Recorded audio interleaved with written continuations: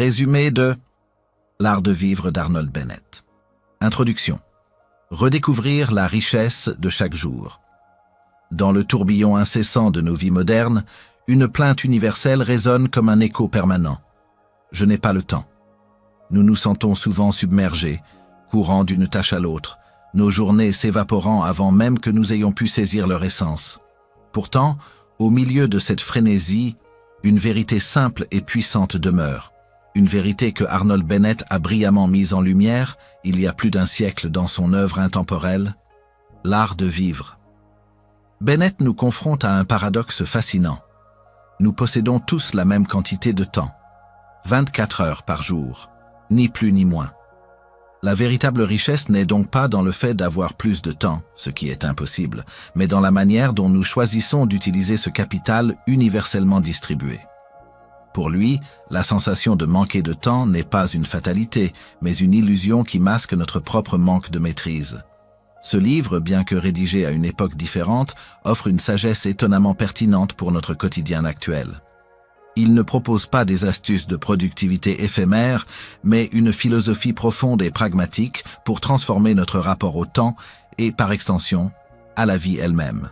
Bennett nous invite à une révolution silencieuse, celle de reprendre les rênes de nos 24 heures pour en faire le terreau d'une existence riche, épanouie et pleine de sens.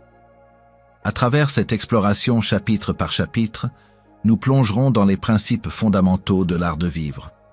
Nous découvrirons comment démasquer les mythes du temps, éveiller notre conscience à la valeur de chaque instant, structurer nos heures après le travail pour une croissance personnelle, cultiver notre esprit par la lecture et la réflexion, embrasser une discipline douce, nous libérer des distractions modernes et trouver le pouvoir transformateur du silence et de l'introspection. L'objectif ultime ? Apprendre à vivre intensément chaque jour ordinaire, à apporter une qualité nouvelle à chaque action, et à faire de notre vie une œuvre consciente et délibérée. Êtes-vous prêt à redécouvrir la richesse insoupçonnée de vos propres 24 heures? Avant de plonger au cœur du premier chapitre et d'explorer comment Arnold Bennett nous invite à repenser notre rapport au temps, je tiens à vous adresser un mot. Si cette introduction a déjà éveillé en vous une nouvelle perspective et que vous êtes prêt à transformer votre quotidien, n'hésitez pas à soutenir cette chaîne en vous abonnant. Votre engagement est le moteur qui nous permet de continuer à partager ces pépites de sagesse et à construire ensemble une vie plus intentionnelle. Chapitre 1. Le temps, la seule richesse universelle. Pourquoi chaque être humain possède exactement 24 heures et comment cette richesse est souvent gaspillée. Dans la grande symphonie de l'existence, il existe une vérité fondamentale. Un principe d'équité absolue qui régit la vie de chaque être humain sur cette planète, indépendamment de sa naissance, de sa fortune, de son statut social ou de son intelligence. Le temps. Chaque individu, sans exception, reçoit au début de chaque nouvelle journée un don inestimable et d'une valeur égale. 24 heures. Ni plus, ni moins. Le plus puissant des monarques ne peut en acquérir une seule minute supplémentaire, et le plus humble des mendiants n'en possède pas une de moins. Cette uniformité dans la distribution du temps est la seule richesse véritablement universelle, le dénominateur commun de toute l'humanité. Pourtant, malgré son caractère irremplaçable et sa distribution parfaitement équitable, cette richesse est, pour la grande majorité d'entre nous, la plus gaspillée, la plus mal gérée, la moins valorisée. C'est le point de départ de la philosophie d'Arnold Bennett, une observation cinglante mais libératrice qui nous pousse à regarder en face notre propre rapport à cette ressource précieuse. La nature du temps est paradoxale. Il est à la fois illimité dans son flux éternel et désespérément fini dans notre expérience individuelle. Nous percevons le temps comme une ligne droite qui s'étend devant nous, mais en réalité, il est une succession de maintenant, fuyants, des présents qui s'évanouissent à chaque instant. Chaque seconde qui s'écoule est irrécupérable. On ne peut pas la stocker, l'économiser pour plus tard, la mettre de côté comme on le ferait avec de l'argent. Elle doit être dépensée au moment même où elle est reçue. Cette réalité implacable devrait, en théorie, nous inciter à une vigilance extrême dans son utilisation. Or, c'est rarement le cas. Nous vivons souvent comme si nous avions une réserve inépuisable, nous permettant le luxe de la procrastination, de la distraction sans fin, ou de la simple inattention. Pourquoi cette richesse est-elle si souvent gaspillée? La raison principale réside dans une profonde méprise de sa nature. Nous associons la richesse à la matière, à l'argent, aux possessions. Nous comprenons intuitivement la valeur d'une pièce d'or ou d'un billet de banque, car ils sont tangibles et peuvent être échangés contre des biens ou des services. Le temps, lui, est intangible. Il ne peut être ni vendu ni acheté directement. Il ne se manifeste pas sous une forme physique que nous pouvons tenir dans nos mains. Cette abstraction le rend insidieusement facile à ignorer, à dévaluer. Nous le laissons s'échapper par les fissures d'une journée non planifiée, d'une heure perdue devant un écran, d'une succession d'activités sans but réel. De plus, la culture moderne, malgré son obsession apparente pour l'efficacité et la rapidité, contribue ironiquement à ce gaspillage. Nous sommes constamment sollicités, bombardés d'informations, d'obligations et de divertissements. Chaque notification, chaque urgence dictée par le monde extérieur, chaque scroll infini sur les réseaux sociaux, grignote de précieuses parcelles de nos 24 heures. Nous sommes conditionnés à la réactivité plutôt qu'à l'intentionnalité. Le temps est perçu comme une denrée à remplir, plutôt qu'un espace à façonner avec discernement. Nous sommes si occupés à faire des choses que nous oublions souvent de faire la vie que nous désirons réellement. Bennett nous invite à un exercice de prise de conscience radicale. Il nous demande de cesser de penser au temps comme à quelque chose que nous manquons et de commencer à le voir comme le don le plus précieux que nous ayons jamais reçu. Chaque matin, au réveil, nous sommes les bénéficiaires d'une allocation parfaitement égale à celle de n'importe qui d'autre sur Terre. Cette simple vérité est le point de départ de toute maîtrise de soi. Si nous acceptons que nous possédons déjà toute la richesse temporelle possible, alors la question n'est plus comment en obtenir plus, mais comment utiliser ce que je possède déjà avec une sagesse et une intention maximale. Le gaspillage du temps ne se manifeste pas toujours par des activités ostensiblement futiles. Il peut se cacher dans une surcharge de travail sans joie, dans des obligations sociales qui ne nous nourrissent pas, ou même dans une quête incessante de productivité qui nous éloigne de l'essence même de l'existence. Le temps gaspillé, c'est tout instant où nous ne sommes pas consciemment engagés dans une activité qui nourrit notre esprit, notre corps ou notre âme, ou qui ne nous rapproche pas de nos objectifs les plus profonds. C'est le temps que nous laissons s'écouler sans direction, sans intention, sans le moindre soupçon de sa valeur irrécupérable. La première étape pour cesser de gaspiller cette richesse est de la reconnaître, de la regarder non pas comme une contrainte, mais comme une opportunité illimitée. 24 heures, 144 minutes, 8640 secondes, chaque jour. C'est le terrain de jeu sur lequel se déroule notre vie. C'est la matière première brute de notre existence.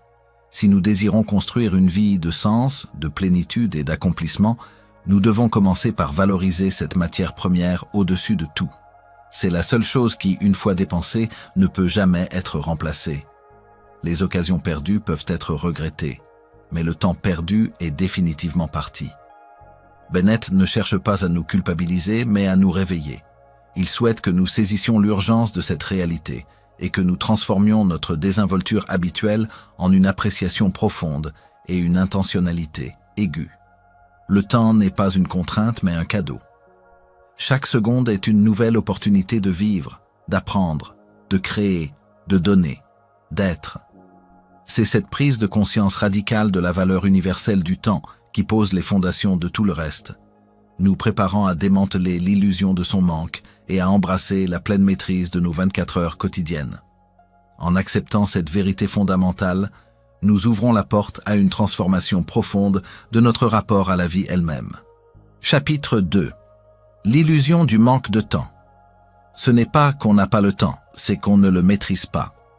Après avoir reconnu que les 24 heures quotidiennes constituent la seule richesse universelle et équitablement distribuée, nous nous heurtons souvent à une contradiction flagrante dans notre discours et notre ressenti, l'omniprésente plainte du manque de temps. Cette phrase, prononcée avec un soupir de résignation, est devenue le mantra de notre époque trépidante. Nous la brandissons comme une excuse universelle pour ne pas poursuivre nos rêves, pour ne pas apprendre cette nouvelle langue, pour ne pas lire ce livre qui nous appelle, pour ne pas passer du temps de qualité avec nos proches ou simplement pour ne pas nous engager dans une introspection nécessaire. Mais, comme le souligne Arnold Bennett avec une clarté désarmante, cette perception est, en grande partie, une illusion. Ce n'est pas que nous manquons de temps, c'est que nous manquons de maîtrise sur le temps que nous possédons déjà.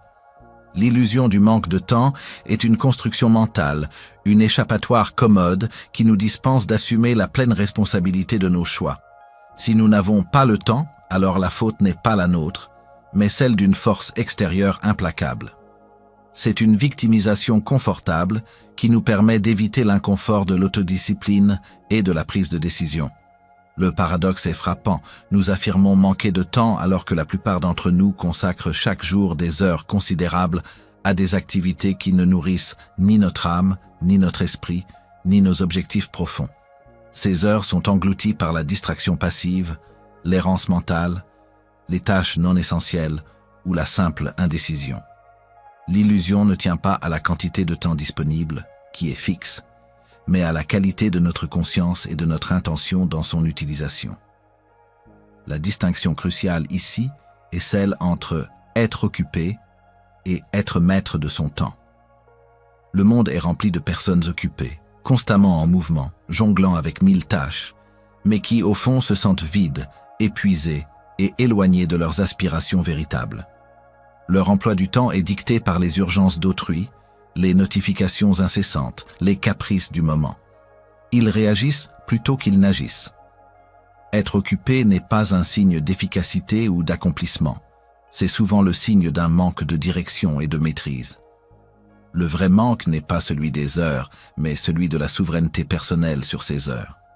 Bennett nous invite à un examen de conscience impitoyable. Qu'avons-nous fait de nos dernières 24 heures ? Avons-nous consciemment choisi où chaque bloc de temps serait investi ou l'avons-nous laissé s'écouler entre nos doigts comme du sable? La plupart des gens, et c'est un point central de la thèse de Bennett, ne gèrent pas leurs minutes comme ils gèrent leur argent. S'ils recevaient une somme d'argent conséquente, ils la planifieraient, la budgétiseraient, la placeraient ou l'investiraient avec soin. Mais avec le temps, le bien le plus précieux, nous adoptons une attitude de gaspillage, une négligence presque criminelle. Nous le dépensons sans compter, sans réfléchir au retour qu'il pourrait nous offrir en termes de croissance personnelle, de joie ou d'accomplissement. L'une des manifestations les plus insidieuses de cette illusion est la manière dont nous abordons notre temps libre, en particulier nos soirées après le travail. Pour beaucoup, la fin de la journée professionnelle marque le début d'une période de relâchement total, de décompression passive. La télévision, les réseaux sociaux, les jeux vidéo ou simplement l'errance sans but deviennent les maîtres de ces heures précieuses. Il ne s'agit pas de diaboliser le repos ou le divertissement qui sont essentiels. Mais il s'agit de reconnaître que ce temps, bien souvent, n'est pas choisi consciemment pour le repos ou le divertissement, mais qu'il est subi par habitude, par fatigue mentale, par un manque de vision claire de ce que nous pourrions en faire. Bennett le souligne, la plupart des gens se contentent de laisser le temps les traverser au lieu de le saisir. La maîtrise du temps, selon Bennett, n'est pas une question d'horaire rigide ou de minutage extrême. C'est avant tout une question de mentalité. C'est l'attitude d'une personne qui reconnaît la valeur inestimable de chaque minute et qui décide d'en être le steward conscient. C'est la décision de ne plus être la victime du temps qui passe, mais d'en devenir le maître. Cette maîtrise ne signifie pas que nous pouvons allonger les journées, mais que nous pouvons influencer la qualité et la direction des heures qui nous sont allouées. C'est le pouvoir de décider comment dépenser notre capital temps pour qu'il nous apporte le plus grand rendement personnel et spirituel. Pourquoi cette illusion perdure-t-elle ? Plusieurs facteurs psychologiques y contribuent. Premièrement, l'évitement de la responsabilité. Affirmer « je n'ai pas le temps » est une échappatoire qui nous protège de l'inconfort de l'autodiscipline.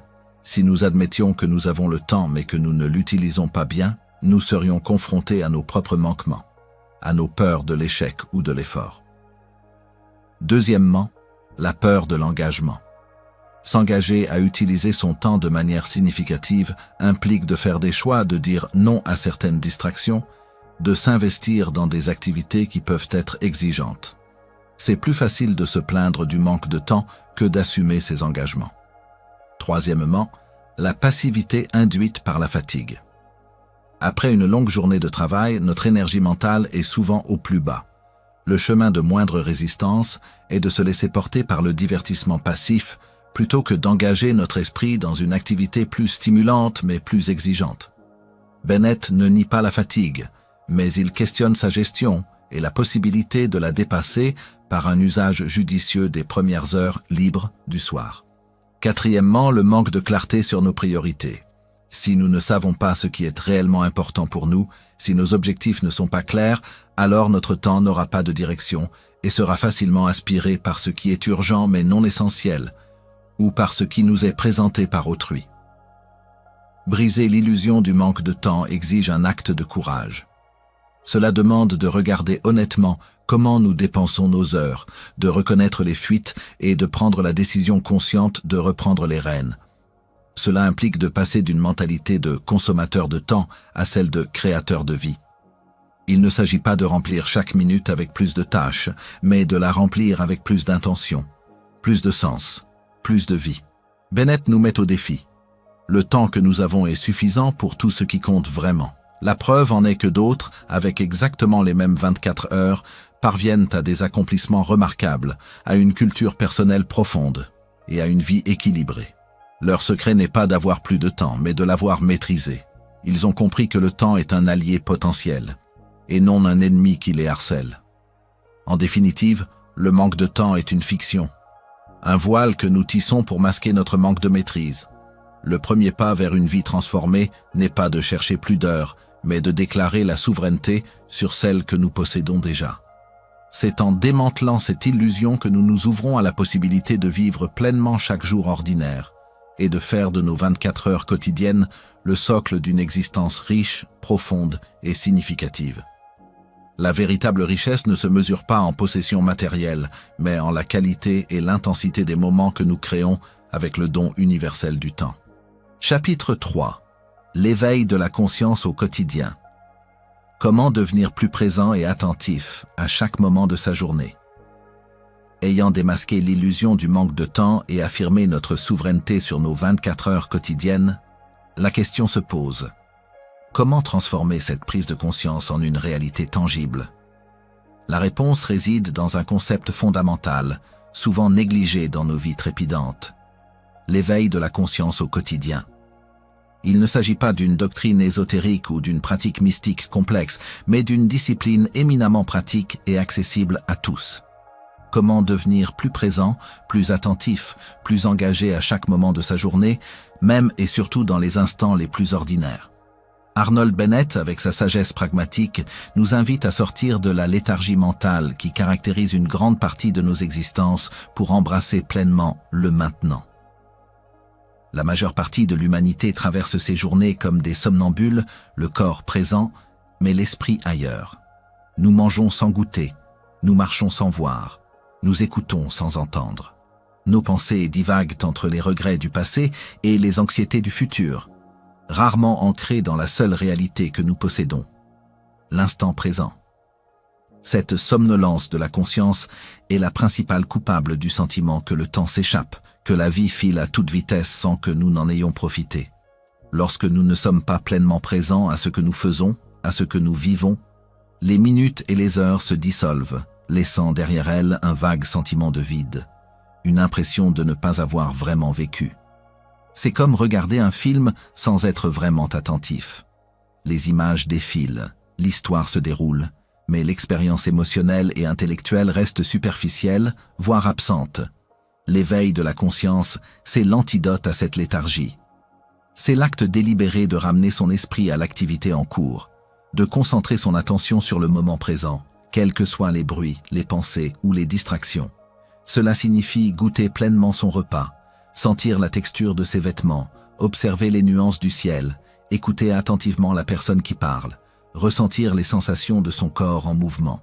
Ce n'est pas une course à la productivité, mais une quête d'intensité et de qualité dans l'expérience de vie. Chaque moment conscient est un moment vécu, un moment qui compte, qui s'inscrit dans la mémoire et nourrit l'âme. Bennett, bien que n'utilisant pas le terme pleine conscience au sens bouddhiste moderne, en décrit la pratique essentielle. Pour lui, il s'agit d'une discipline intellectuelle et morale. Il encourage à exercer sa volonté et son attention comme des muscles. L'esprit est un outil puissant, mais s'il n'est pas dirigé, il divague, s'ennuie ou se laisse happer par les distractions. L'éveil de la conscience est l'entraînement de cet esprit, le ramenant patiemment à la tâche, à l'observation, à la sensation. Comment cultiver cette présence et cette attention au quotidien? L'observation consciente des rituels. Quotidien. Commencez par les activités les plus banales. Lorsque vous vous brossez les dents, êtes-vous pleinement conscient de chaque mouvement, du goût du dentifrice, de la sensation de la brosse? Lorsque vous prenez votre douche, sentez-vous vraiment l'eau sur votre peau, la chaleur, les odeurs? Ces petits rituels, souvent exécutés en mode automatique, sont des opportunités manquées d'être présents. En les abordant avec une attention nouvelle, vous entraînez votre esprit à être là. La petite mort, quotidienne. Bennett suggère une méthode radicale pour les moments de transition. Il parle d'une petite mort pour la journée de travail une fois celle-ci terminée. Il s'agit de couper mentalement avec les préoccupations du bureau. Pour nous, cela peut se traduire par des micro-pauses conscientes. Avant d'ouvrir votre porte d'entrée le soir, prenez une profonde inspiration, expirez les soucis de la journée et décidez d'être pleinement présent pour les heures à venir. Avant de passer d'une tâche à une autre, accordez-vous quelques secondes pour faire le vide et rediriger votre attention. L'écoute active et la conversation consciente. Dans nos interactions, nous sommes souvent plus préoccupés par ce que nous allons dire ensuite que par ce que l'autre dit réellement. Pratiquez l'écoute active.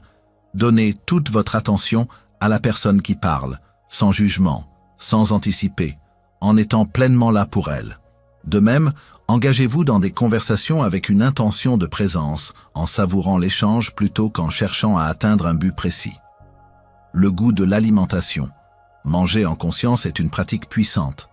Au lieu de dévorer votre repas devant un écran, prenez le temps de regarder votre assiette, de sentir les arômes, de mâcher lentement, de savourer chaque bouchée.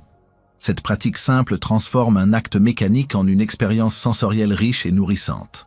La marche consciente. Que ce soit pour vous rendre au travail, faire une course ou une simple promenade, essayez de marcher en étant pleinement conscient de chaque pas, du contact de vos pieds avec le sol, des sensations dans votre corps, des sons, des odeurs, des couleurs qui vous entourent. C'est une méditation en mouvement qui ancre l'esprit dans le présent. L'observation de soi. Devenez un observateur neutre de vos propres pensées et émotions. Sans jugement, notez simplement ce qui se passe dans votre esprit. Êtes-vous en train de vous inquiéter, de vous souvenir, de juger? Cette simple observation vous donne un pouvoir immense sur votre monde intérieur, vous permettant de choisir où diriger votre attention. Le monotâche délibéré.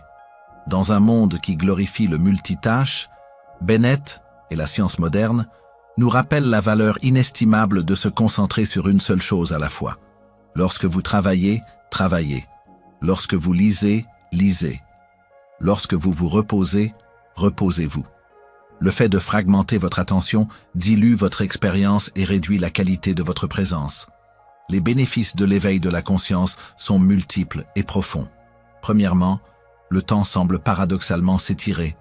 Lorsque vous êtes pleinement présent, les moments prennent plus d'ampleur, ils sont plus riches en informations et en sensations, et par conséquent, ils semblent plus longs, plus pleins. Une heure de présence consciente vaut souvent plus que plusieurs heures passées en mode automatique. Deuxièmement, cette pratique augmente la qualité de votre vie. Chaque instant, même le plus banal, peut devenir une source de joie, de découverte et de gratitude. La vie ne se limite plus aux grands événements, mais se révèle dans les petits miracles du quotidien. Troisièmement, elle réduit le stress et l'anxiété. Une grande partie de nos souffrances provient de notre mental qui s'accroche au passé ou s'inquiète du futur. En ramenant l'attention au présent, nous nous libérons de ces chaînes mentales. Quatrièmement, elle améliore notre capacité de décision et notre efficacité. Un esprit présent est un esprit plus clair, capable de discerner l'essentiel du superflu, de mieux résoudre les problèmes et d'agir avec plus de pertinence. Enfin, l'éveil de la conscience est la fondation de toute véritable maîtrise de soi. On ne peut maîtriser ce dont on n'est pas conscient. En devenant plus attentifs à nos habitudes, à nos réactions, à nos choix, nous gagnons le pouvoir de les transformer. Le défi est constant car notre esprit est naturellement enclin à la distraction et à l'errance. Mais Bennett ne propose pas une perfection instantanée, mais une discipline continue, une pratique quotidienne. Chaque fois que l'esprit s'échappe, nous le ramenons doucement, sans jugement, à l'instant présent. C'est un entraînement, une musculation de l'attention. Et au fil du temps, ces petits actes de présence consciente s'additionnent, transformant progressivement le sentiment de courir après le temps en une sensation d'être pleinement vivant, un maître de ses 24 heures et de la qualité de son existence. C'est en faisant cela que le quotidien ordinaire se pare d'une qualité nouvelle, vibrante et infiniment enrichissante. Chapitre 4. Structurer son temps libre après le travail. Pourquoi les soirées sont le moment clé d'une vie transformée? Après avoir déconstruit l'illusion du manque de temps et commencé à éveiller notre conscience à la valeur de chaque instant, nous nous trouvons face à une question cruciale. Où et comment appliquer concrètement cette nouvelle lucidité pour bâtir une vie plus riche? Arnold Bennett pointe du doigt une période de la journée trop souvent sous-estimée, voire gaspillée, mais qui détient pourtant la clé d'une transformation profonde. Le temps libre après le travail, et plus particulièrement les soirées. Pour la plupart des gens, ces heures sont perçues comme une simple période de récupération, de divertissement passif ou de transition vers le sommeil. Pour Bennett, ces soirées sont le véritable champ de bataille où se gagne ou se perd la maîtrise de soi et la construction d'une vie intérieure significative. Elles sont le moment clé d'une vie transformée. Imaginez la journée typique d'un individu moderne. Les heures de travail sont souvent contraintes, dictées par des impératifs professionnels, des réunions, des délais, des interactions avec des collègues ou des clients. Nous y investissons une part considérable de notre énergie mentale et physique, souvent sous pression. Une fois cette période terminée, une sensation de libération nous envahit. Et c'est là que réside le piège. Cette libération est trop souvent interprétée comme une permission de se laisser aller, de relâcher toute discipline, de céder à l'inertie. La fatigue accumulée, le besoin de débrancher et la facilité des divertissements passifs prennent le dessus. La télévision, les réseaux sociaux, les jeux vidéo ou simplement une errance mentale sans but remplissent ces heures qui, paradoxalement, sont les seules sur lesquelles nous avons une véritable autonomie. Bennett ne nie pas le besoin de repos, mais il argumente avec force que la fatigue dont nous souffrons après le travail n'est pas toujours une fatigue physique ou cérébrale totale. C'est souvent une fatigue de l'attention, une lassitude de la routine, une saturation des mêmes types d'efforts mentaux. Pour lui, la solution n'est pas de ne rien faire, mais de faire autre chose, d'engager notre esprit dans des activités différentes qui le stimulent sans le surcharger, qui le nourrissent plutôt que de l'épuiser davantage par une consommation passive. Le changement de travail mental est, en soi, un repos. Pourquoi les soirées sont-elles le moment clé de la transformation? Le capital de liberté inestimable? Hormis nos nuits de sommeil, les soirées sont la plus grande portion de temps sur laquelle nous avons un contrôle quasi total. Pendant la journée, nous sommes souvent des instruments au service des objectifs d'autrui ou des exigences de notre emploi. Mais les heures qui suivent, généralement entre 3 et 5 heures avant le sommeil, sont notre capital de liberté. Elles sont le terrain de jeu où se manifeste notre véritable individualité, loin des contraintes professionnelles. Le temps de la vraie vie.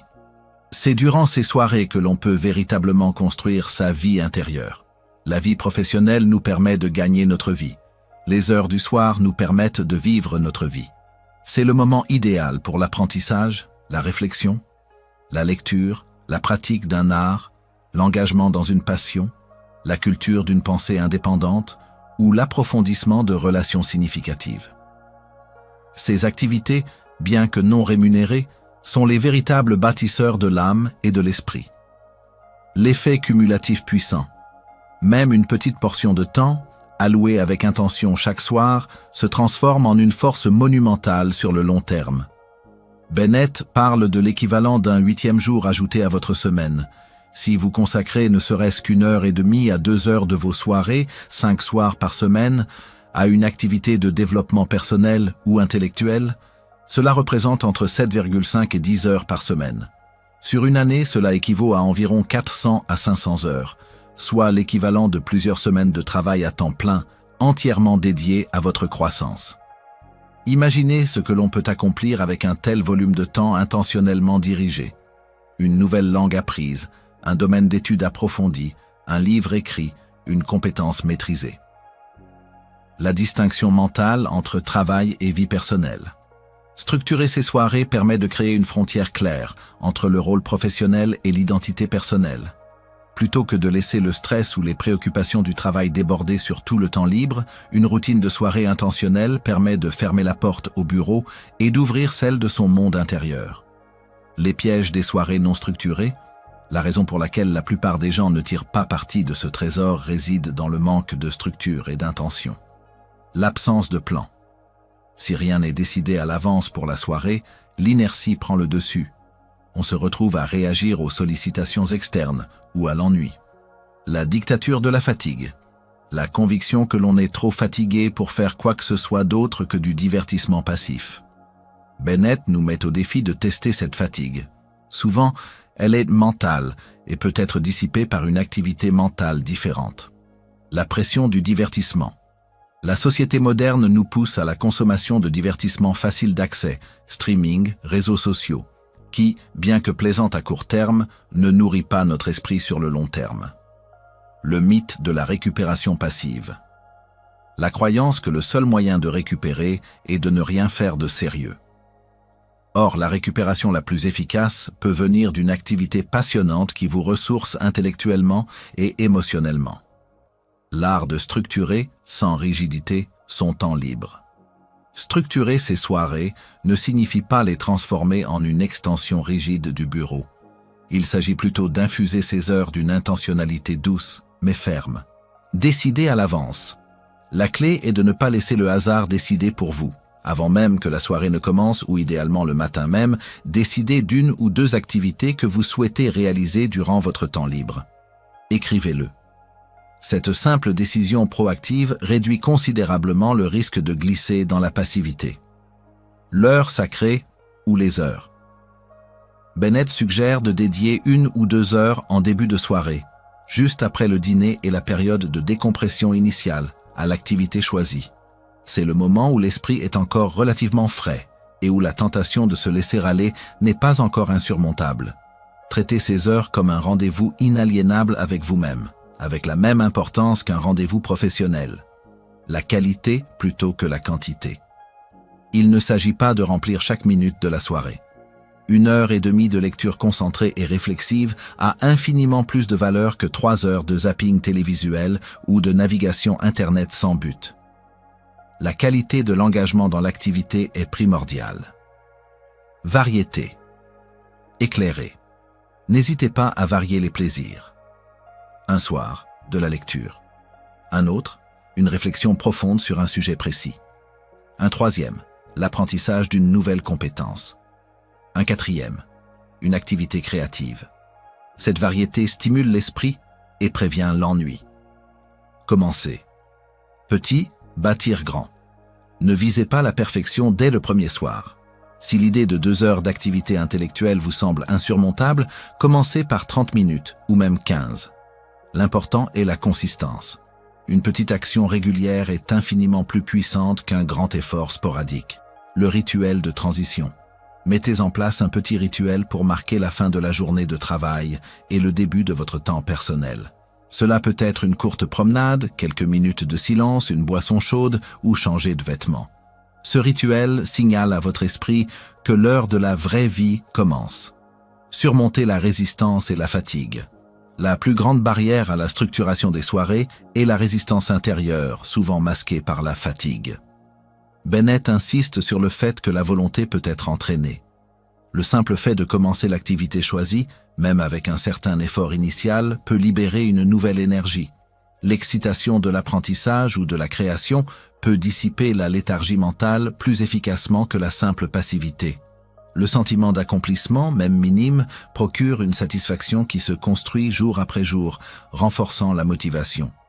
En transformant nos soirées de temps perdu en temps investi, nous ne nous contentons pas d'optimiser notre emploi du temps. Nous transformons la qualité de notre vie elle-même. C'est dans ces heures que nous nous construisons, que nous cultivons notre sagesse, que nous nourrissons notre âme et que nous donnons un sens profond à notre existence au-delà de nos obligations quotidiennes.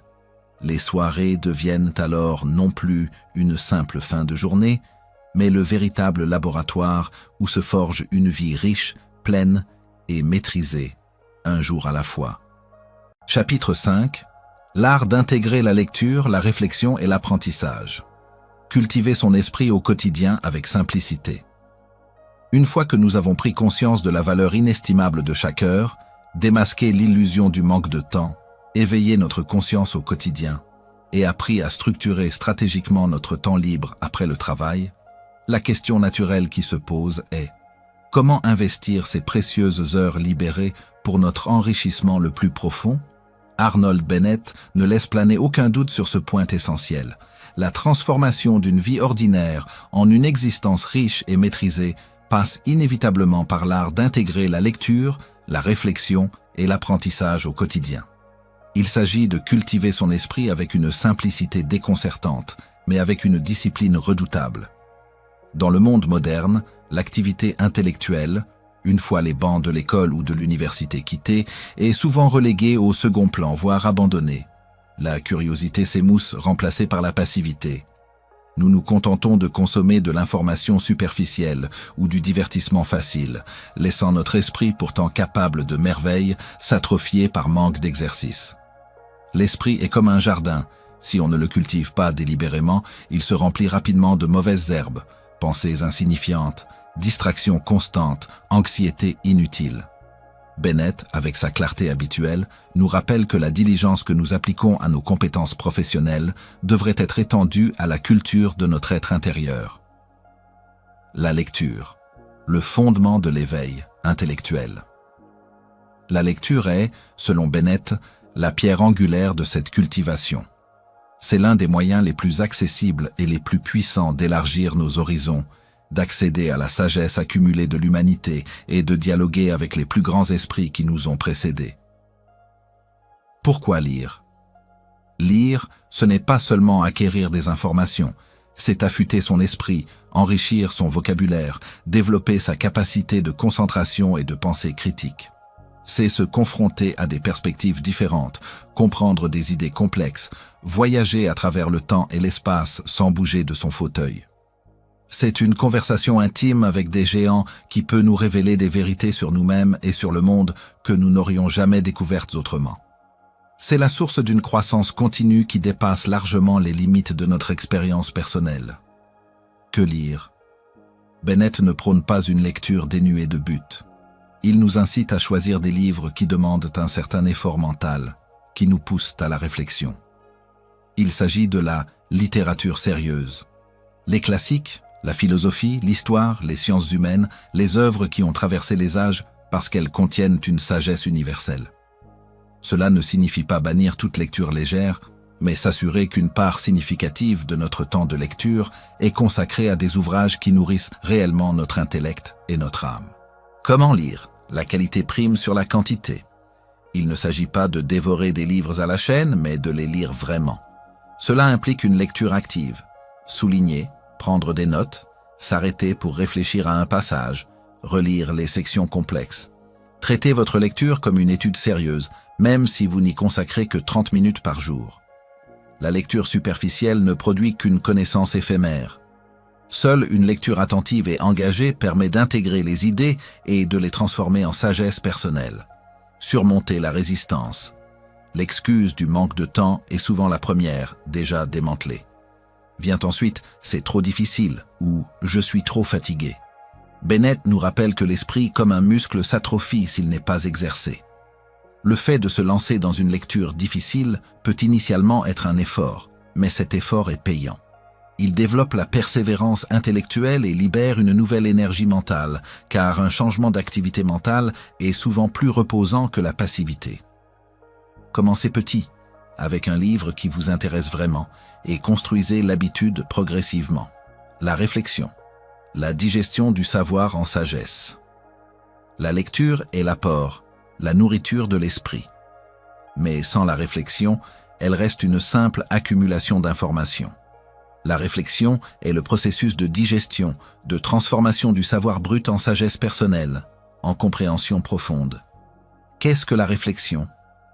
C'est un acte délibéré de pensée. C'est prendre le temps de méditer sur les idées lues, de les connecter à vos propres expériences, de les questionner, de les synthétiser. C'est l'introspection, le fait de se demander « Qu'est-ce que cela signifie pour moi? Comment puis-je appliquer cela à ma vie? Quelle est la véritable essence de cette idée ?»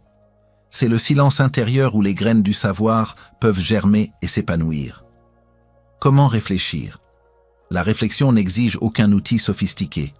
Elle peut se pratiquer pendant une marche, dans le silence d'une pièce ou même en cuisinant.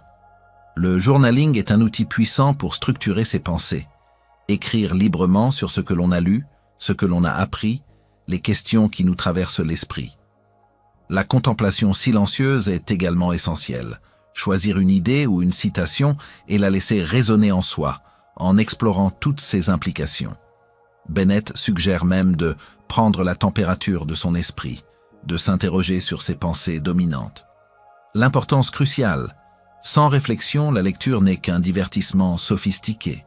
La réflexion est ce qui transforme l'information en connaissance, et la connaissance en sagesse applicable. Elle nous permet de développer une pensée structurée, indépendante et créative, thème du chapitre 7. Elle est le pont entre savoir et comprendre, entre comprendre et agir. C'est dans le silence de la réflexion que les grandes idées prennent forme et que les problèmes complexes trouvent des solutions inattendues. L'apprentissage. Une quête quotidienne de croissance. La lecture et la réflexion sont des composantes majeures de l'apprentissage, mais le terme apprentissage englobe une quête plus large de croissance et d'expansion de nos capacités. Au-delà de l'éducation formelle, l'apprentissage ne s'arrête pas avec un diplôme. Dans un monde en constante évolution, la formation continue est non seulement un atout professionnel, mais une nécessité pour maintenir la vitalité de l'esprit. Cela peut prendre la forme de cours en ligne, de documentaires pertinents, de podcasts éducatifs, ou même de conversations profondes avec des personnes qui nous inspirent. L'apprentissage pour l'enrichissement personnel. L'objectif n'est pas toujours l'avancement de carrière. Apprendre une nouvelle langue, une nouvelle compétence artistique, un instrument de musique ou se plonger dans un domaine qui nous passionne simplement pour le plaisir de la découverte sont des actes d'enrichissement personnel immenses. Ils nourrissent notre curiosité, développent de nouvelles connexions neuronales et apportent une joie profonde. Simplicité et intégration. L'art d'intégrer la lecture, la réflexion et l'apprentissage réside dans leur simplicité et leur régularité. Il n'est pas nécessaire de se lancer dans des projets colossaux. 30 minutes de lecture concentrée avant de dormir, 15 minutes de réflexion pendant la pause déjeuner ou l'écoute d'un podcast éducatif durant le trajet du matin sont des pratiques simples qui, par leur consistance, génèrent des résultats extraordinaires. C'est l'application directe de la structuration de notre temps libre. Cultiver son esprit au quotidien avec simplicité. La philosophie de Bennett est de rendre cette cultivation mentale accessible et non intimidante. La consistance plutôt que l'intensité. Mieux vaut une petite quantité de lecture et de réflexion chaque jour qu'une session intensive et sporadique. La régularité crée l'habitude, et l'habitude crée la transformation. Pas d'excuses. Bennett était féroce contre les excuses courantes.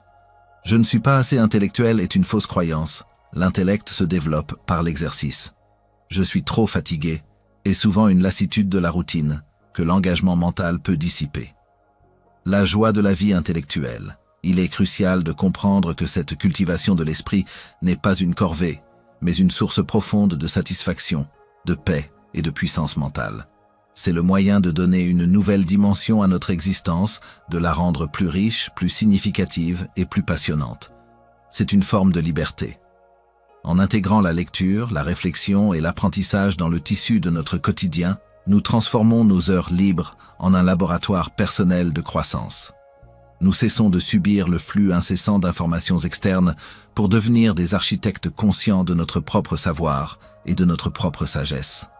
C'est en nourrissant notre esprit avec intention que nous nous forgeons une vie intérieure robuste, capable de naviguer les défis du monde avec clarté et sérénité, et de vivre chaque jour avec une profondeur renouvelée. Chapitre 6. La discipline douce. Créer une routine inspirante. Après identifier le potentiel transformateur de nos soirées en les consacrant à la lecture, à la réflexion et à l'apprentissage, il est temps d'aborder la question cruciale de la pérennité de ces nouvelles pratiques.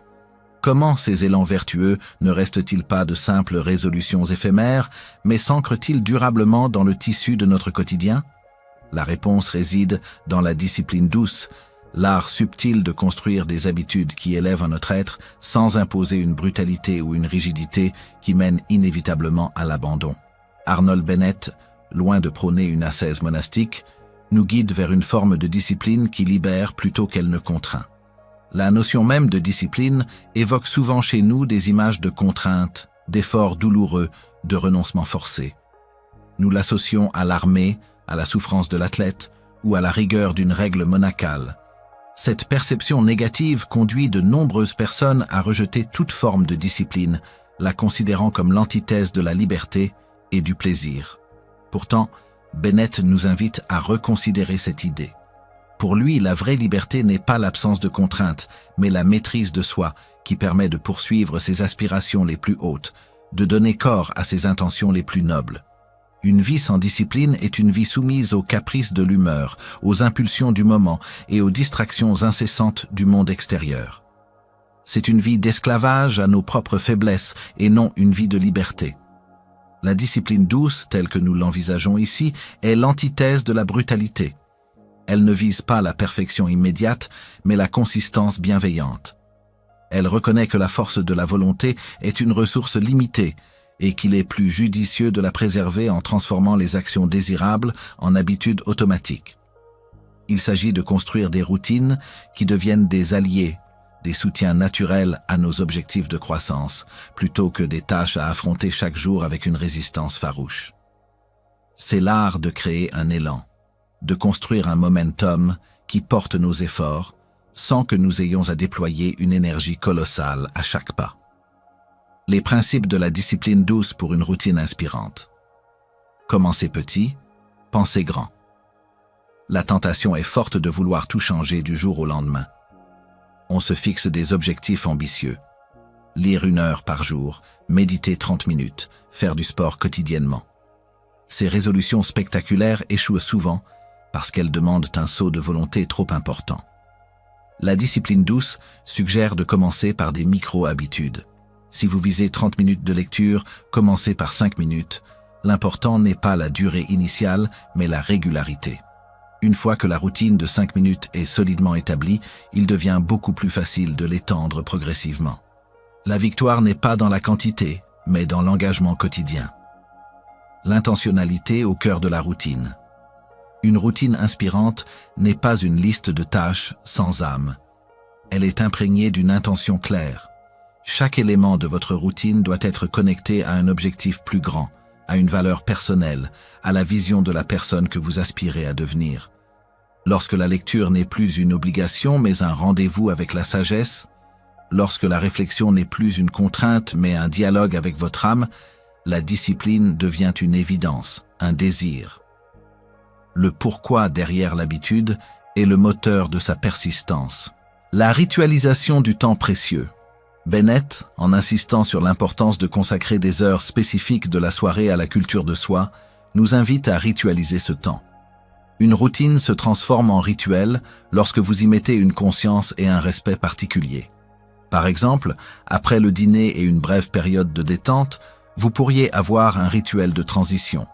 Éteindre les lumières superflues, préparer une boisson chaude, vous asseoir dans votre fauteuil préféré, ouvrir le livre choisi. Ce rituel signale à votre esprit que c'est le moment sacré de l'apprentissage et de la croissance personnelle. Cela crée un ancrage psychologique qui facilite l'engagement. La flexibilité dans la persévérance. La discipline douce n'est pas rigide. La vie est imprévisible. Il y aura des jours où la routine sera bouleversée par des imprévus, la fatigue réelle ou des obligations inévitables. La clé n'est pas de ne jamais dévier, mais de ne jamais manquer 2 fois de suite. Si vous ratez votre séance de lecture un soir, pardonnez-vous et engagez-vous à la reprendre le lendemain. La culpabilité est l'ennemi de la discipline.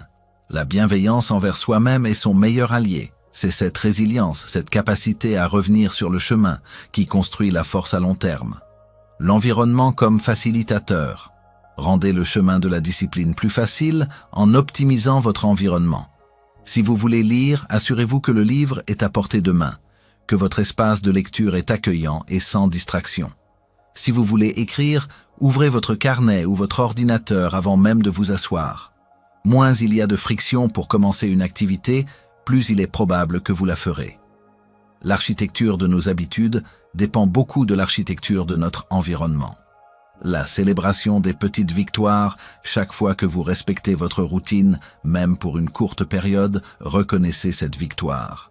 Il n'est pas nécessaire d'organiser une fête, mais un simple « bien joué, je l'ai fait » dans votre tête renforce le circuit de récompense de votre cerveau et augmente la motivation pour le lendemain.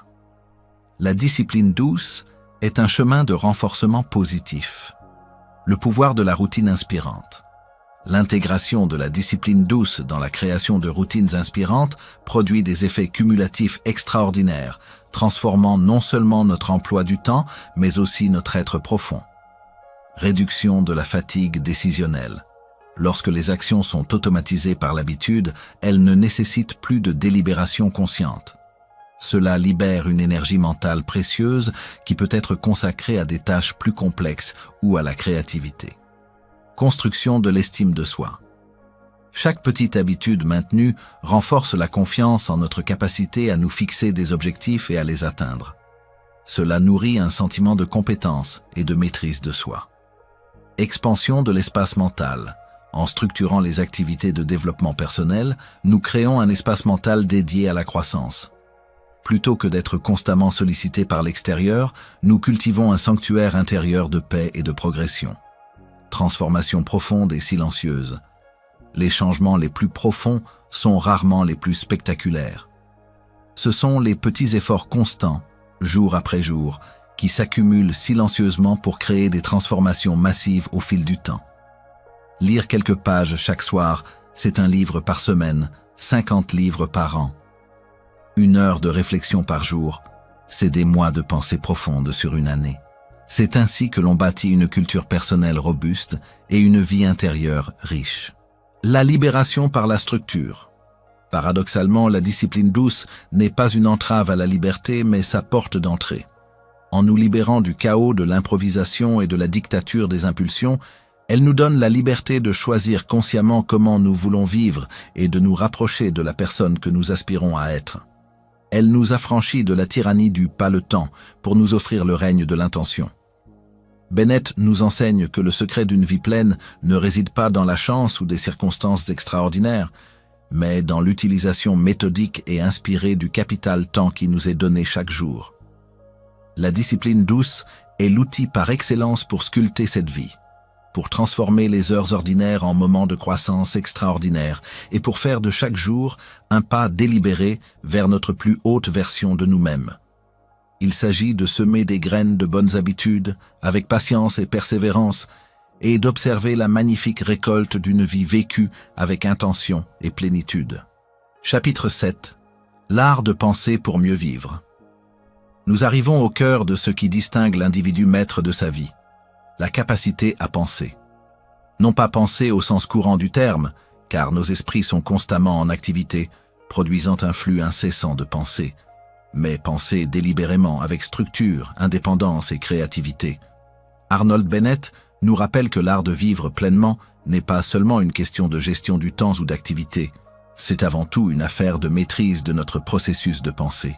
La plupart des gens vivent dans une cacophonie mentale.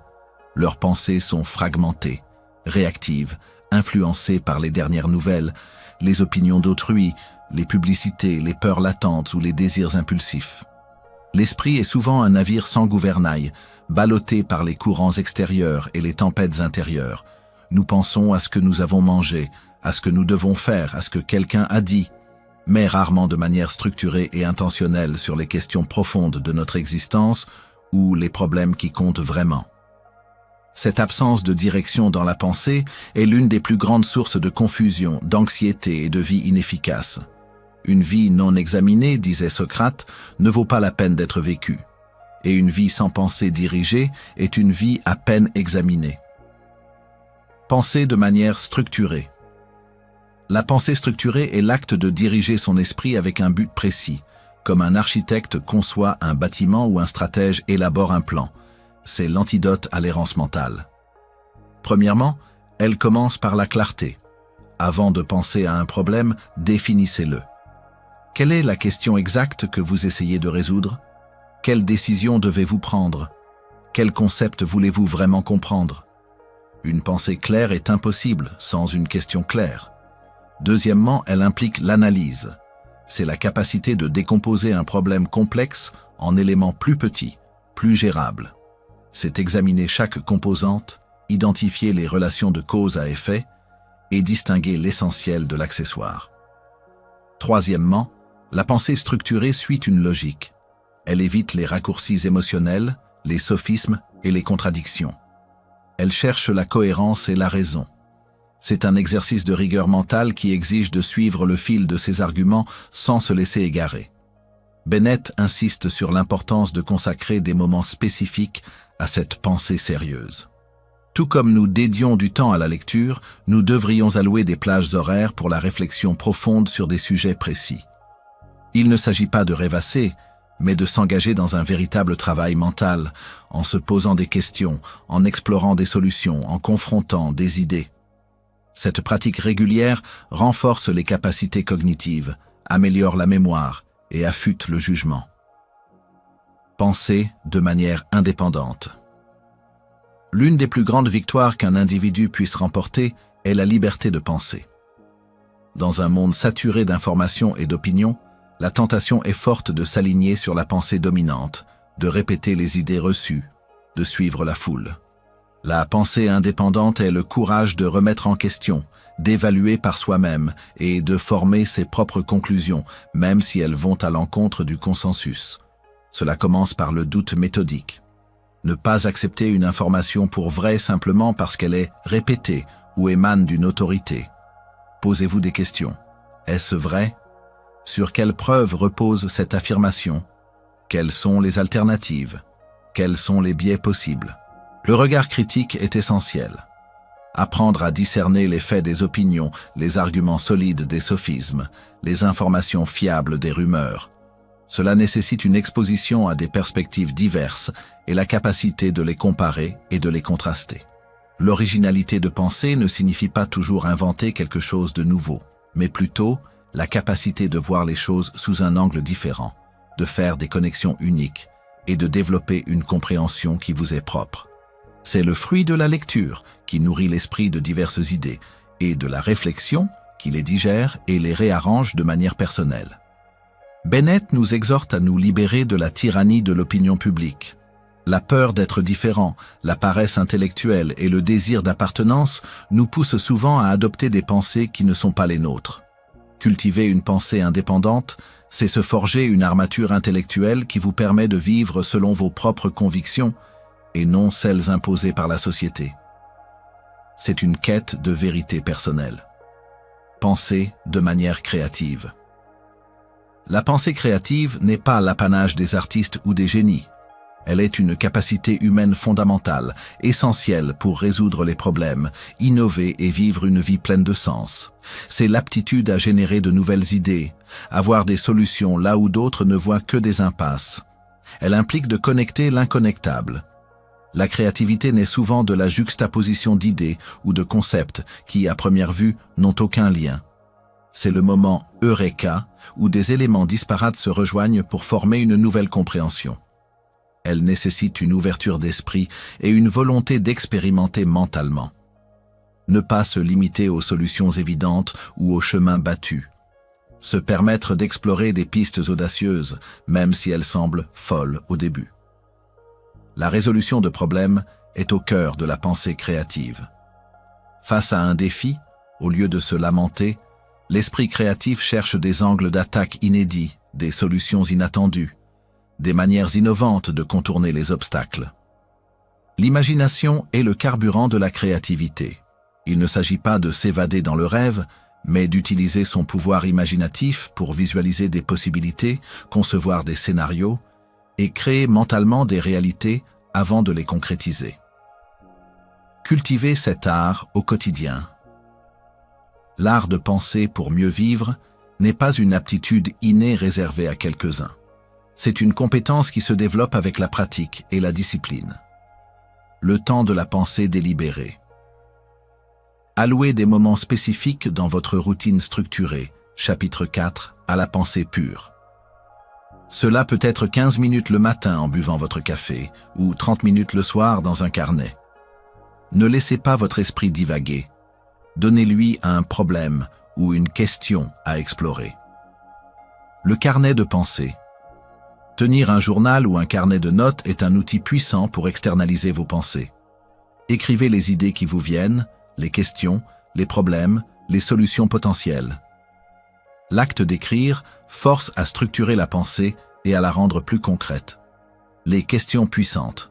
Entraînez-vous à poser de meilleures questions.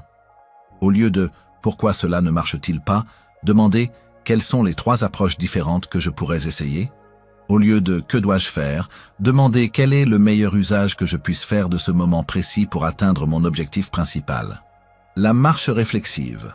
Combinez l'activité physique avec la pensée concentrée.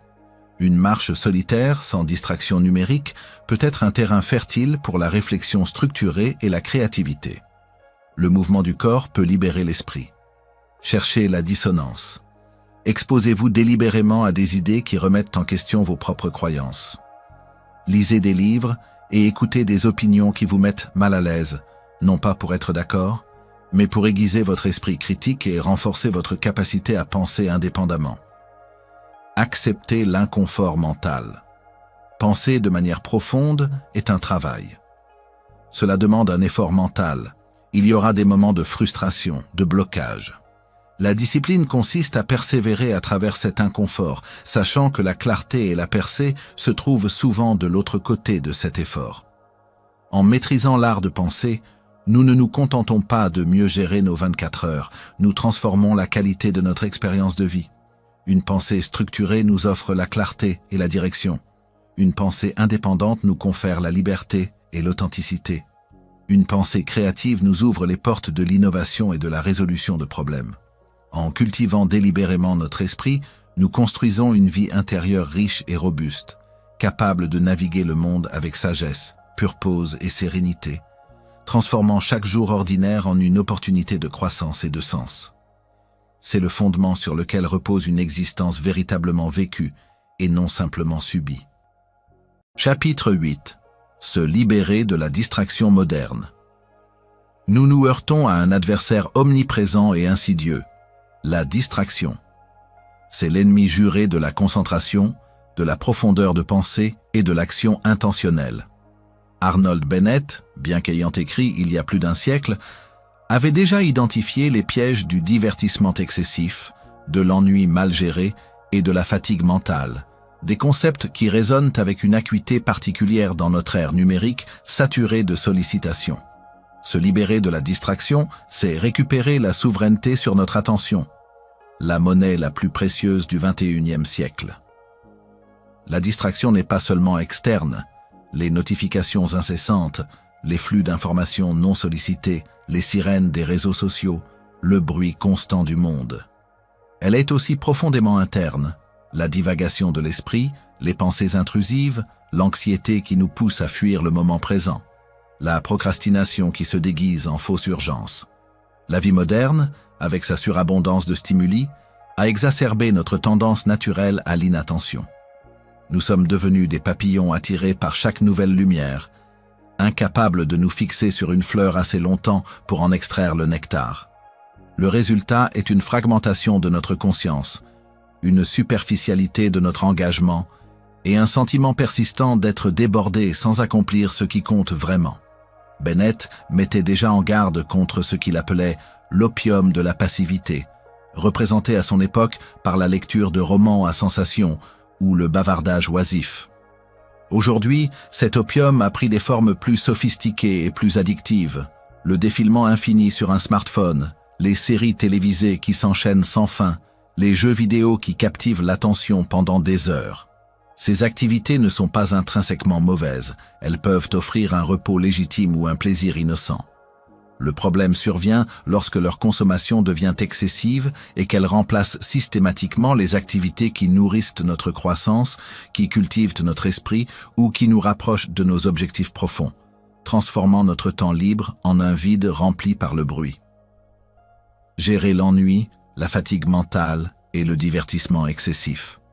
L'ennui, un allié méconnu. Notre société a horreur du vide. L'ennui est devenu une émotion à fuir à tout prix. Dès qu'un moment de silence ou d'inactivité se présente, nous nous précipitons sur nos appareils pour le combler. Pourtant, Bennett et la psychologie moderne nous enseignent que l'ennui est un signal précieux. C'est le signe que notre esprit a besoin d'un nouveau stimulus, d'un engagement plus significatif. Loin d'être un ennemi, l'ennui est un terrain fertile pour la créativité, la réflexion profonde et la découverte de soi, à condition de ne pas le fuir. Si nous le laissons exister, il nous pousse à chercher des activités intrinsèquement motivantes, plutôt qu'à nous contenter de distractions superficielles. Apprendre à tolérer l'ennui, c'est apprendre à être avec soi-même et à puiser dans ses ressources intérieures. La fatigue mentale, une excuse fréquente. Je suis trop fatigué pour lire, pour penser, pour faire de l'exercice. Cette affirmation est souvent vraie sur le plan de la fatigue due à la routine de travail. Cependant, comme Bennett l'a déjà souligné, cette fatigue est rarement une fatigue générale de l'esprit. Elle est plutôt une lassitude d'un certain type d'effort mental. La solution n'est pas toujours le repos passif, mais un changement d'activité mentale. Passer d'un travail exigeant à une lecture stimulante ou d'une tâche créative à une marche méditative peut être étonnamment ressourçant. Le vrai repos vient souvent d'une alternance d'efforts variés qui sollicitent différentes parties de notre être. Une bonne nuit de sommeil, une alimentation équilibrée et des pauses conscientes peuvent également grandement aider à gérer cette fatigue. Mais il est crucial de ne pas en faire une excuse pour la passivité. Le divertissement excessif, un vol de temps subtil. Le problème avec le divertissement moderne n'est pas le divertissement en soi, mais son caractère passif et illimité. Les plateformes de streaming et les réseaux sociaux sont conçus pour capter notre attention le plus longtemps possible, souvent sans réelle contrepartie en termes d'enrichissement. Bennett aurait sans doute été horrifié par la quantité de temps que nous sommes prêts à perdre sans intention. La clé est de faire du divertissement un choix conscient et limité, plutôt qu'un réflexe incontrôlé. Il s'agit de privilégier les divertissements qui stimulent l'esprit, un bon film qui fait réfléchir, un jeu qui développe la stratégie, et de fixer des limites claires à ceux qui ne font que combler le vide. Rejeter le divertissement excessif, c'est libérer du temps et de l'énergie pour des activités qui apportent une satisfaction plus profonde et plus durable. Stratégie pratique pour se libérer de la distraction. Se libérer de la distraction est une bataille continue, mais c'est une bataille que l'on peut gagner par des stratégies simples et une discipline douce. La déconnexion consciente. Fixer des limites claires à l'utilisation des écrans et de la technologie. Déterminer des zones sans téléphone, par exemple la chambre, la table à manger, et des temps sans écran, 1 heure avant de dormir le matin au réveil. Désactiver les notifications inutiles. Chaque sonnerie est une invitation à fragmenter votre attention. Bennett nous aurait conseillé de créer des sanctuaires mentaux et physiques où la concentration est reine. Pré-engagement envers des activités essentielles. Comme discuté au chapitre 4, le meilleur moyen de ne pas laisser la distraction combler le vide est de le remplir à l'avance avec des activités significatives. Ayez un plan pour votre soirée. Un livre à lire, un sujet à réfléchir, un cours à suivre. L'absence de plan est une invitation ouverte à la distraction. Accueillir le silence et la solitude. Dans notre monde bruyant, le silence et la solitude sont devenus des raretés. Pourtant, c'est dans ces moments que l'esprit peut se calmer, se recentrer et réfléchir en profondeur. Apprenez à être confortable avec vous-même, sans stimulation externe. Une marche sans musique, un moment assis seul, ces pratiques renforcent votre capacité à la concentration. L'observation de l'impulsion. La prochaine fois que vous ressentez une impulsion irrépressible de vérifier votre téléphone, d'ouvrir une nouvelle application ou de zapper de chaîne, faites une pause. Observez cette impulsion sans y céder immédiatement. Reconnaissez-la pour ce qu'elle est, une habitude, une tentative de fuir un léger ennui ou une tâche exigeante. Cette pause de quelques secondes peut vous donner le pouvoir de choisir une action plus intentionnelle.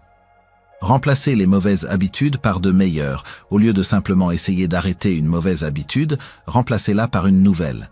Si vous avez l'habitude de prendre votre téléphone en vous ennuyant, mettez un livre à portée de main à la place. Si le divertissement excessif remplit vos soirées, remplacez-le progressivement par de la lecture, de la réflexion ou de l'apprentissage. La discipline douce nous rappelle que les petites victoires constantes transforment les comportements. La reconnaissance du coût. Prenez conscience du véritable coût de la distraction.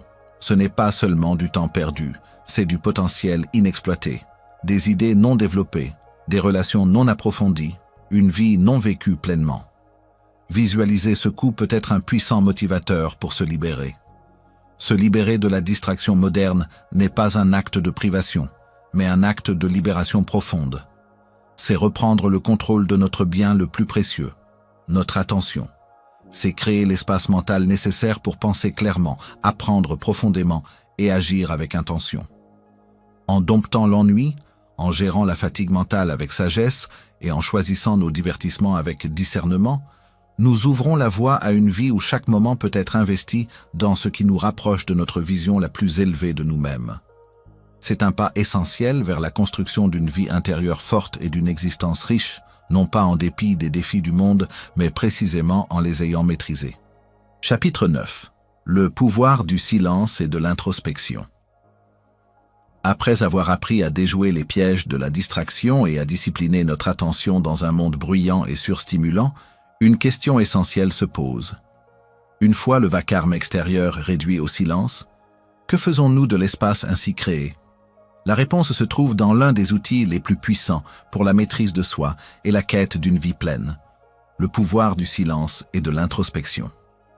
Il ne s'agit pas de fuir le monde, mais de retrouver et de cultiver cet espace intérieur indispensable pour mieux avancer, pour comprendre qui nous sommes réellement et pour diriger notre vie avec une intention véritable. Dans nos sociétés modernes, le silence est devenu une rareté, presque une anomalie. Nous sommes constamment entourés de bruit, celui des villes, des médias, des conversations incessantes et surtout le bruit de nos propres pensées non gérées. De la minute où nous nous éveillons jusqu'au moment où nous nous endormons, notre esprit est bombardé d'informations, de sollicitations, d'opinions. Cette saturation sensorielle et mentale nous rend paradoxalement mal à l'aise avec le silence. Lorsque le bruit extérieur s'estompe, beaucoup ressentent un vide, un malaise, car ce qui émerge alors, c'est le tumulte de leur propre monde intérieur, les préoccupations, les peurs, les doutes, les souvenirs. Par peur de cette confrontation, nous nous précipitons souvent vers la prochaine distraction, l'écran suivant, la conversation suivante, pour combler ce vide apparent. Pourtant, le silence n'est pas un vide mais un espace. C'est l'environnement nécessaire pour que l'esprit puisse se reposer, se réorganiser et se reconnecter à ses sources profondes.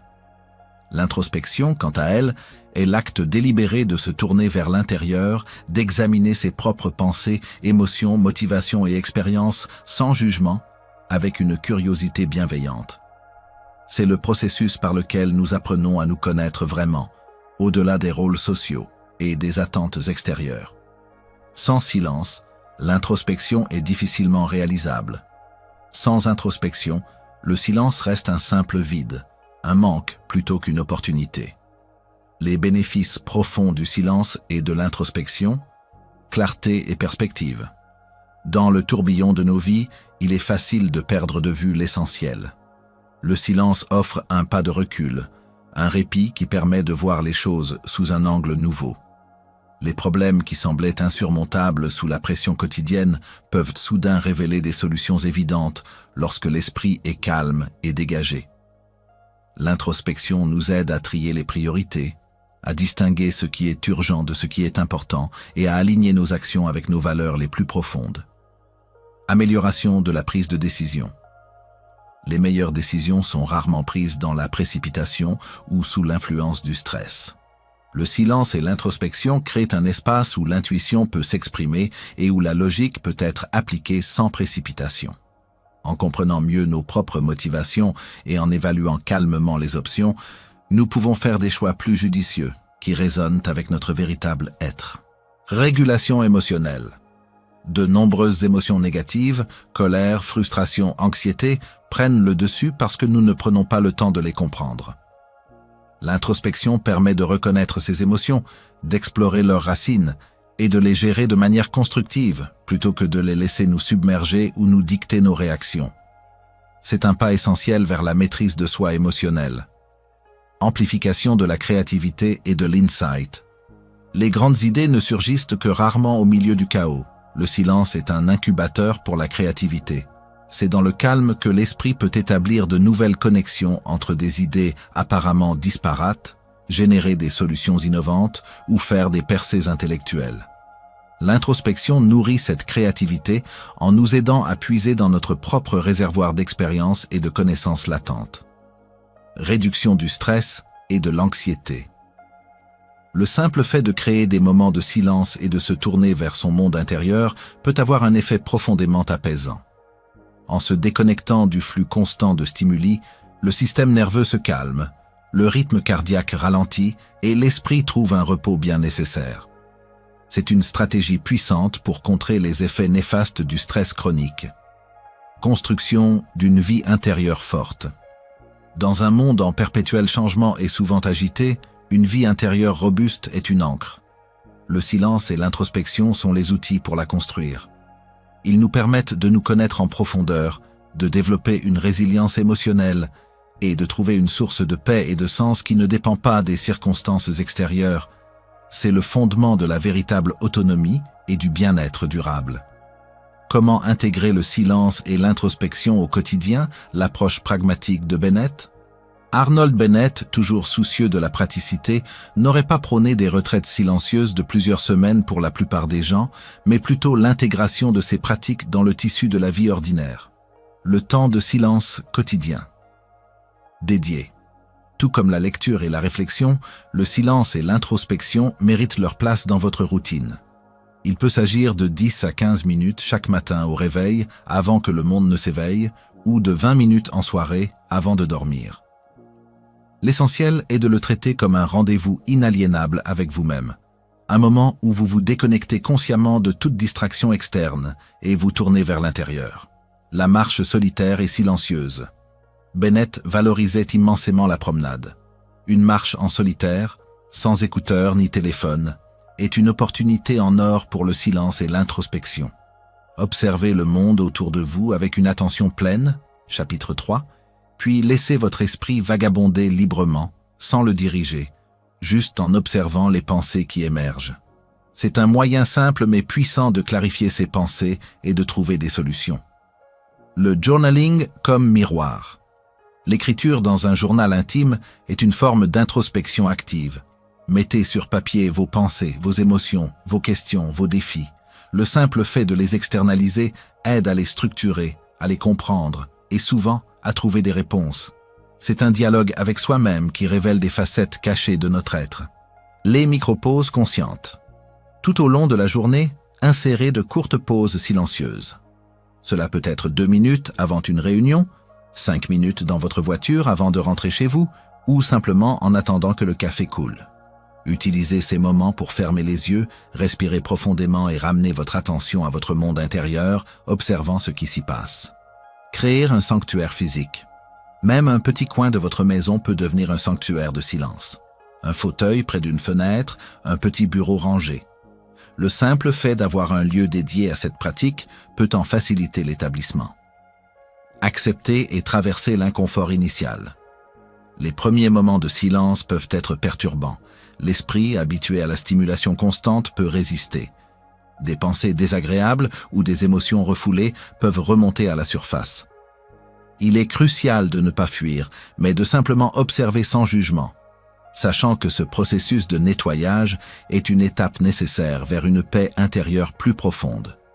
C'est en traversant cet inconfort que la véritable sérénité s'installe. Le pouvoir du silence et de l'introspection est d'une portée immense. Il nous permet de nous reconnecter à notre boussole intérieure, à notre sagesse fondamentale, à notre authenticité. En cultivant cette dimension de notre être, nous ne nous contentons pas de mieux gérer notre temps. Nous enrichissons la substance même de notre vie. C'est en osant affronter le silence que nous découvrons la mélodie de notre propre âme.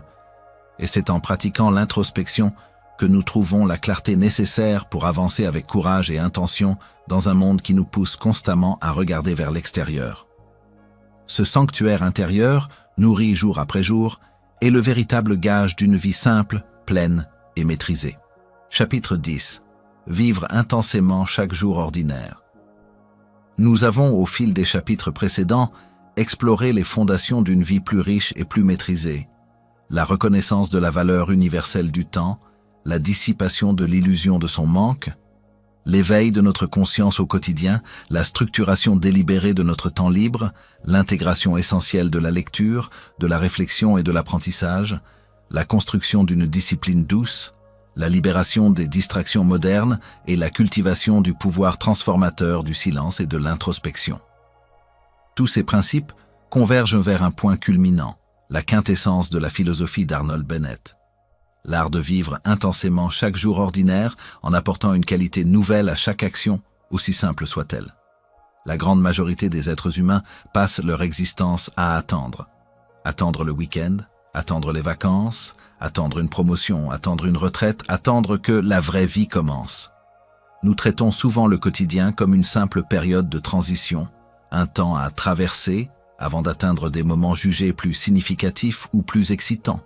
Les tâches routinières sont expédiées, les interactions habituelles sont superficielles et les moments banals sont vécus en mode pilote automatique, comme si le bonheur et l'épanouissement ne pouvaient se trouver que dans l'extraordinaire.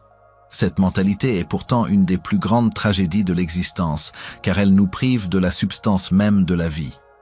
La vérité est que les jours ordinaires ne sont pas une attente, ils sont la vie elle-même. Ils constituent la quasi-totalité de notre existence et c'est en eux que réside le véritable potentiel de transformation. Vivre intensément chaque jour ordinaire ne signifie pas remplir chaque minute d'événements extraordinaires ou de quêtes héroïques. Cela signifie plutôt apporter une conscience, une intention et une profondeur accrue aux actions les plus simples et les plus répétitives de notre quotidien. C'est l'art de transformer le banal en sacré, le routinier en significatif, le courant en précieux. C'est comprendre que la qualité de notre vie ne dépend pas tant des circonstances extérieures que de la manière dont nous choisissons de les percevoir et de les vivre. Apporter une qualité nouvelle à chaque action. La présence au cœur de l'ordinaire. C'est le prolongement direct de l'éveil de la conscience, chapitre 3. Qu'il s'agisse de préparer un repas, de faire la vaisselle, de se déplacer ou d'écouter un proche, l'action est transformée par la pleine présence. Lorsque vous mangez, goûtez pleinement chaque saveur, chaque texture. Lorsque vous marchez, ressentez le sol sous vos pieds, observez les détails de votre environnement. Lorsque vous écoutez, donnez toute votre attention, sans jugement, sans anticipation. Chaque acte, lorsqu'il est investi de votre pleine présence, cesse d'être une simple tâche pour devenir une expérience riche et vivante. L'intentionnalité dans le moindre geste. Ne laissez pas l'habitude dicter vos actions. Posez-vous la question. Pourquoi est-ce que je fais cela? Quelle est mon intention derrière cette action? Même balayer le sol peut être fait avec l'intention de créer un espace propre et paisible, plutôt que comme une corvée à accomplir. Chaque tâche, aussi humble soit-elle, peut être élevée par une intention claire, la transformant en un acte délibéré de création ou de contribution. La maîtrise en miniature. Appliquer l'art de penser aux micro-défis du quotidien. Comment puis-je organiser cette petite tâche plus efficacement? Comment puis-je améliorer cette compétence mineure? Comment puis-je aborder cette interaction habituelle avec plus d'empathie ou de clarté? Chaque petite amélioration, chaque petite prise de conscience contribue à un sentiment général de compétence et de satisfaction. La valorisation de chaque minute. Bennett nous a rappelé la valeur universelle de nos 24 heures, chapitre 1. Cette valeur ne se limite pas aux heures de travail ou aux moments de loisirs planifiés. Une minute passée à attendre son bus, si elle est vécue avec intention, en observant, en respirant, en réfléchissant, est une minute vécue pleinement, et non une minute perdue. C'est la reconnaissance que le temps est la vie, et que chaque parcelle de ce temps mérite notre pleine attention. Les routines comme cadre de l'excellence. Loin d'être des contraintes, les routines établies avec une discipline douce, chapitre 6, sont des structures qui libèrent notre énergie mentale. En automatisant les décisions mineures et en intégrant les activités nourrissantes, elles créent un espace où la créativité et la présence peuvent s'épanouir. Elles permettent de consacrer notre esprit non pas à la gestion des tâches, mais à la qualité de leur exécution et à l'expérience que nous en tirons. La quête de la beauté dans le commun. Entraînez votre regard à percevoir la beauté, la complexité et l'émerveillement dans les choses les plus simples. La lumière du soleil sur un mur, le son de la pluie, le sourire d'un inconnu, le motif d'une feuille. Cette cultivation de l'appréciation transforme le quotidien de fade à fascinant, de banal à extraordinaire. Dépasser la résistance à l'ordinaire. La principale résistance à cette manière de vivre vient de notre conditionnement. Nous sommes poussés à la nouveauté, à l'excitation, à l'exceptionnel. Le monde nous vend le rêve d'une vie faite de grands moments, nous incitant à déprécier la richesse cachée dans la simplicité. Bennett nous confronte à notre paresse mentale, à notre tendance à différer le vrai vivre pour un futur hypothétique. L'ennui, la fatigue, la superficialité ne sont pas des fatalités, mais des conséquences d'une attention mal dirigée. L'impact de vivre intensément chaque jour ordinaire est profondément transformateur. Premièrement, la vie cesse d'être une attente. Chaque journée, chaque heure, chaque instant devient un chapitre à part entière, rempli de sens et d'opportunités. Le sentiment de passer à côté de sa vie s'estompe. Deuxièmement, la satisfaction et la paix intérieure augmentent. En trouvant la joie et le sens dans le présent, on cultive un état de gratitude et de contentement qui ne dépend pas de l'acquisition de plus de biens ou de la réalisation de grands accomplissements. Troisièmement, cela renforce notre résilience. En étant pleinement présents et en maîtrisant les petits défis du quotidien, nous développons une force intérieure qui nous permet de mieux affronter les grandes épreuves de la vie. Une vie faite de moments conscients est une vie robuste. Enfin, et c'est peut-être le plus important, c'est la véritable expression de la maîtrise de soi. C'est la capacité de faire de chaque moment, quel qu'il soit, une opportunité de croissance, de beauté et de sens. C'est l'ultime liberté, celle de choisir comment nous allons expérimenter notre unique et irremplaçable chemin de vie. En embrassant l'art de vivre intensément chaque jour ordinaire, nous transformons non seulement notre rapport au temps, mais aussi notre rapport à l'existence elle-même. Nous cessons de courir après une chimère du bonheur lointain pour le trouver ici et maintenant, dans le tissage subtil de chaque action, chaque pensée, chaque souffle. C'est dans ce dévouement humble mais puissant à la qualité de l'instant présent que se forge une vie véritablement pleine, riche, maîtrisée et profondément inspirante. Maintenant que nous avons parcouru ensemble ces 10 chapitres, explorant chaque facette de la maîtrise du temps et de la vie inspirée par Arnold Bennett, j'espère que ces idées ont trouvé un écho en vous. Si ce voyage vous a apporté de la valeur, des réflexions ou des pistes pour transformer votre quotidien, votre soutien est précieux. N'hésitez pas à vous abonner à la chaîne pour ne rien manquer des futures explorations et continuer à grandir avec nous. Votre engagement est le meilleur carburant pour ces partages.